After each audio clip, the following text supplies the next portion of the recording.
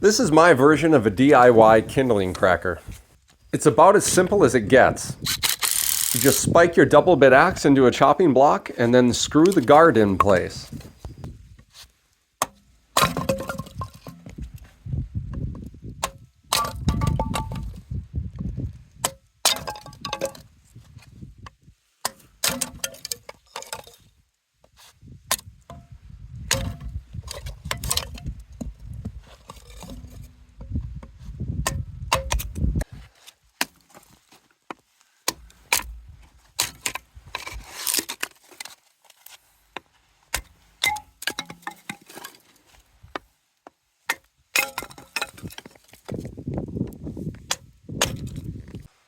I think this right here is about the easiest, quickest DIY version of a kindling cracker that you can make. Kindling cracker is a great idea, but they're about $100. That's really not for me.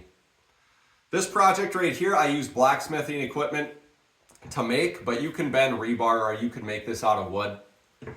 My legs are about 13 inches tall. This diameter is about 10 inch inside diameter. My axe sticks out of the chopping block about 8 inches when it's set.